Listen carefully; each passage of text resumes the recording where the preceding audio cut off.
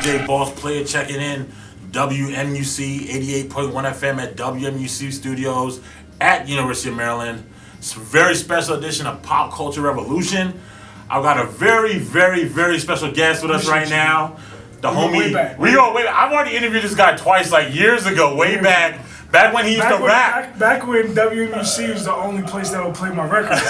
Yes. So you see, he appreciates. He came back. Yeah. So he's showing love. We appreciate him for being that real. You know what I'm saying? Back when he used to be the franchise, he used to rap and he was the franchise rapping, doing them freestyles. Yeah. And you could rap back then. Yes. I'm a real hip hop DJ. I'm testifying. This nigga could always rap, even back then. Like now, now because I got a little press about me, everybody wants to be like, man, you're such a dope rapper. I'd be like, bro, I always been dope. He's been doing this, you know. And even back then, he said, oh, I was going to the NFL. He was talking about being a wrestler. He's talking about being a rapper. And all this stuff is coming true as we speak right now. So I guess my first question for you would be like, but first we give the proper introduction. This is AJ Francis. Terp. Frank. Terp football player, former Terp football player, played in the NFL. Yeah. You know, he's rapping out under the name Frank, and he's an aspiring WWE wrestler. For sure. My first question for you would be, how do you make things happen? Like, people have all these dreams of doing all these things. You said it way back then on the air. On air. You mean it's coming true. Like, man, you gotta put that vision out. You know what I'm saying? Like, everything I've ever done in my life, I knew I was gonna do it, and I believed in myself. And when hundreds and thousands of people would tell me I couldn't play D1 football, I couldn't play in the NFL, I couldn't make music while I played in the NFL, I shouldn't become a professional wrestler, because I was just a football player, that doesn't mean you're going to be good at wrestling. Like, people tell you what you can't do all the time, but that ain't never been a problem with me. Like, I don't care what other people say, because to me, as long as you believe in yourself and you know what you're capable of, you can accomplish anything. That is a major gem right there. Don't let people tell you what you can't do. So we're here at the University of Maryland right now. Give me some of your favorite memories as a Terp football player. When we won Freedom's last game. Okay. Military Bowl versus ECU in DC at what's the name of that old stadium? RFK Stadium. Yeah, okay. That was a lot. That was dope because it was just cool to send him out on a high note. Really, my biggest memories from playing football here was just the teammates and friends that I met that are still my friends to this day. You know what I'm saying?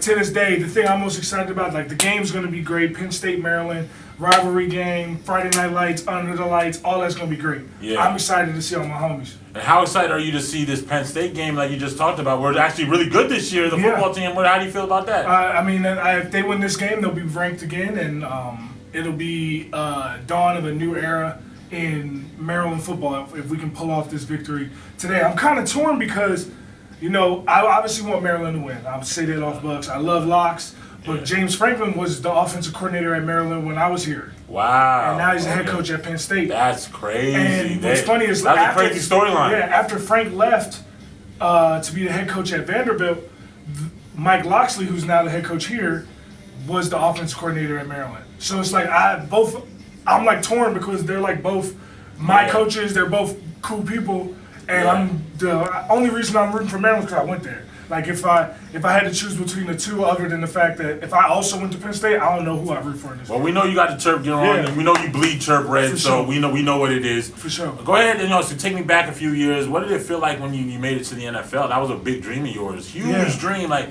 tell me how it felt when you finally made it to the NFL, man. I mean, it was like I knew I could play in the NFL when I was like 12 years old. Okay. When I was 12 years old, I started playing football for the first year, and it was my first year playing, and I was way better than people that had been playing for a long time. So I was like, I might be on to something here. Yeah, you can tell you had a talent for it. And then it took 11 years after that of work, 365, in order to get to that point. And the culmination of it was like I want to say it was a relief, but it wasn't even a relief because it was like more like I knew I could do it, not a whoa, thank God I did it. You know what I'm saying? It's just a belief you had in yourself. You knew you were supposed to be. I knew. Ever since I've been destined to do things my whole life. I mean, people ask me, you said yourself, I'm a great rapper, bro. I don't practice rap. Yeah. That just comes to me. Like, I don't sit down and, like, I can write 100 bars in 5 minutes. Like that's natural. Yeah. You know what I'm saying? That's not something that I did to earn. Yeah. Same thing with being in football. Playing in the NFL is 95% genetics. You gotta be. Yeah, you gotta be a big, big, athletic, strong. You gotta be able to move people, man. And you know? I've just been blessed, honestly, and that's why I make sure that I come back to WMUC and talk to you guys. Make sure that I come back to University of Maryland and talk to the kids, because if I didn't do that, then I'd be a hypocrite, man. Because I feel like I've earned everything that I've ever done in my career, but I couldn't have done it without the blessings that I've already been given. That's great. That's great. So talk to me about wrestling. I always knew you were a huge wrestling fan. Like I said back in the day, even you was like, "Oh, I'm gonna be a big time wrestler." People was laughing. I was like, "Nah, I believed in you from the beginning." You know why I believed in you? Honestly, because you believed in you. Yeah, man. I knew it. I was like, if he believes he's gonna do it, trust me, he gonna do it. I like you know? The thing about I've grown up my whole life. I've been a huge wrestling fan, and even when I was at Maryland, like you say, and in the back of my mind, I always knew that I wanted to try it. In fact, I live in Orlando now. The reason why I live in Orlando is because while I was still in the NFL, I still had 2 years left in my NFL career. I didn't know that at the time. But I bought a house in Orlando because the WWE Performance Center is in Orlando. And I knew that when I was done playing football that I was going to want to go to WWE. And I had a trial with them in April, and right now I'm just sitting back waiting for them to tell me what's good, what's popular. Okay, you know what I'm man. saying? You know, put our prayers on Yeah, that. for You know sure. what I'm saying, man? And I'm sure it's gonna work out great, man. So let's talk about the rap and the bars. Yes. Real rap raw. Yes. I mean, how long have you been wanting to rap? When did that bug hit you? You know. But I mean, I was rapping before I was playing football. Actually, I started rapping when I was like 11 years old. I remember the first rap I wrote was to G Dep's Special Delivery. Oh no, that's a good one. That's a good one. That's a good one. So my whole life I've been like that, man. And I used to write poetry a lot in high school. And then I made my first mixtapes when I was in high school. Okay. Then when I came to college, I started making more mixtapes, as you know, because y'all would play my stuff here. And like when I got to the league, I kept writing, but I stopped recording. I stopped making music. And it wasn't until like my 4th year in the league that I was like, I had already come back to school and finished my master's. I didn't have any like pet projects that I needed to do. Yeah. And I was like, man, I always wanted to make an album. Yeah. Let me just make an album, and if nobody listens to it, then I don't give a damn. I did it for me. You know what I'm saying? Yeah. And 1 year later, I released OTA, which is my debut album. Yeah. And it's got like 2 million streams. Dang. And I've been able to go on 2 nationwide tours in the past 2 years. Crazy. Just off that one album. Doing big things. And then my sophomore album, Free Agent, drops this Friday, actually, October 4th. It's my dad's birthday. Oh, your dad is a smart man. And he had no choice today. He was just bored. This album is more. There's so much growth. I can see it in me as an artist from the last album to this album. Like my first album was just me getting shit off my chest, making points, making stances, giving bars, doing all that. This album is me as more of a musical artist. I like that. And I like artistry. Anyway. Yeah, that's what I'm appreciate more than anything. And it's gonna be it's just don't get it twisted though. Bars for days. Gotta have bars though. We need those. Look, take me back in time, way back. I feel like every hip hop fan has that first song or that first album they heard. Like mine is Midnight Marauders of Tribe Called Quest. That's the first album I ever bought. I heard the robotic voice in the beginning.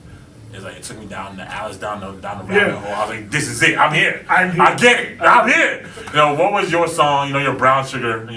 My the first song or album, whatever. Movie song, album. The first whatever. album that hit me was Ready to Die by Biggie. Nice. I like that. My dad used to play that all the time. But the first album that I bought that was like amazing to me that I couldn't I had to buy it was the Slim Shady LP. Oh wow, you're an Eminem fan, okay? And, dog, to this I don't care what nobody say. Yes, the pitfalls of his career are so low that it kind of messes up everything else about Eminem. Yeah. When he made bad albums, he made bad albums. Yeah.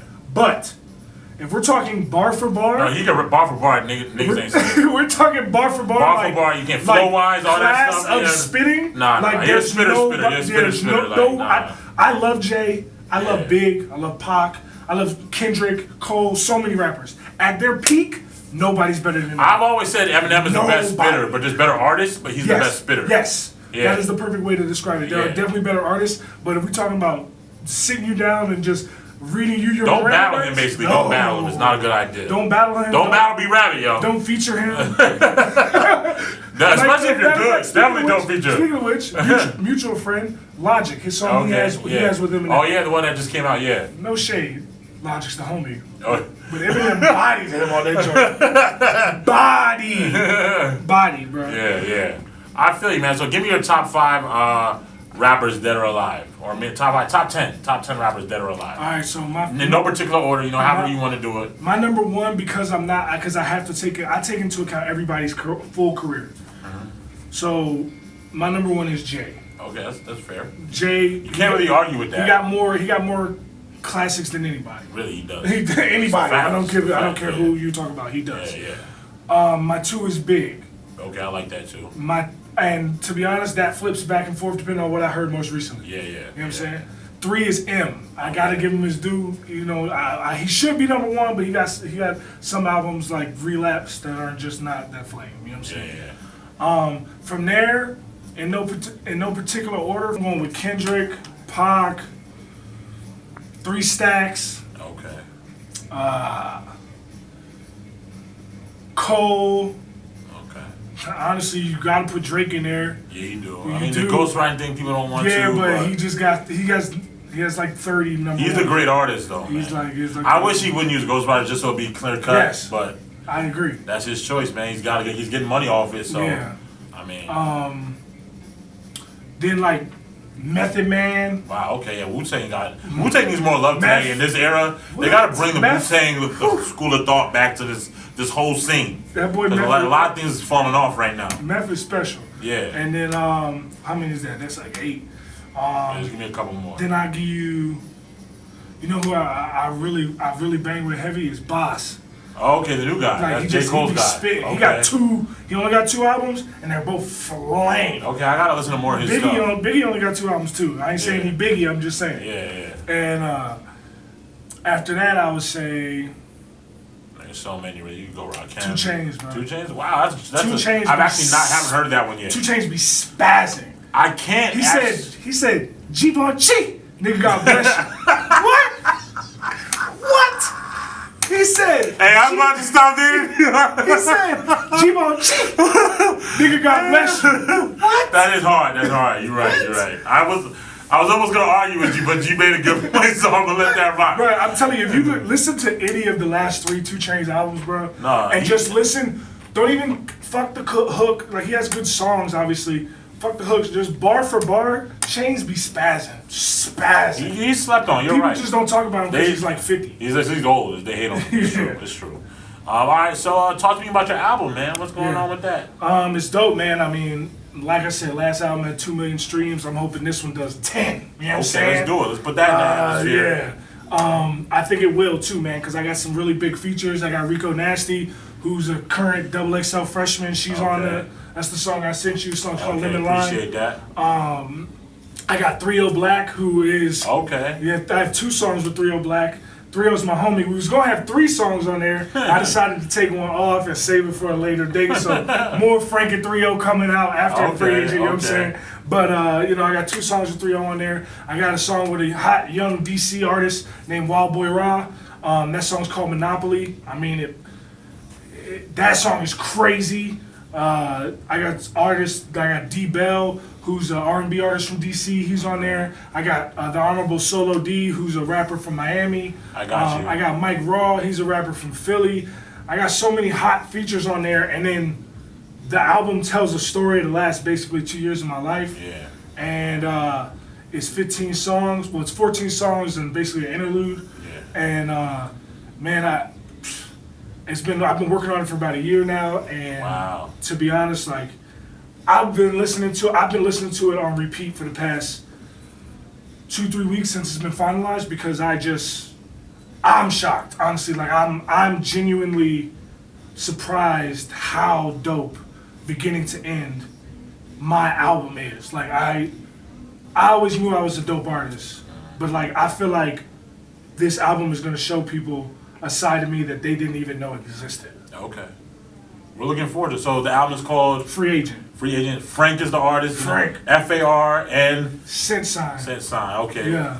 getting them sense. If it ain't make sense, it ain't making dollars. We can work. Yeah. We can come up with something. Yeah, I got you. Might you do a mixtape. I don't know. Let me know. We gonna work it out. All right, can I get acapella or something like that? Is that For cool? sure. You want to spit something to the camera or to the people real I got quick, you. man? This past year was a bad year. My mother and my grandfather died, mad tears.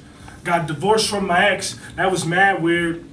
And everybody want to talk about last year, but I'm the type that tell you to your face, real clear, that Frankie Baby running everything this year. And 2020, man, my vision just so clear. And everybody want to be me, yeah, they so near. But I'm so far away from them that it's just quite clear that everybody wants to drink me like I'm just ever clear. And I can come up with 5 clear bars like till next year, because I can do this off the top of the dome, and I don't fear any time that I say anything, because it's so clear that Frankie Baby is the best one that you're going to hear. Frankie Baby. Hey, there it is, man. Well, that's the homie Frank, man. Appreciate you, bro. Frankie Baby, AJ Francis, Terp, NFL player, rapper, wrestler. Man, you the man right here, man. Yeah. Y'all, thanks for tuning in, y'all. We appreciate y'all. Catch Pop Culture Revolution every Monday right here at WMUC 88.1 FM, 10 to 11 p.m. PeaceYardShow.com. We out of here. DJ Boss Player once again. Peace.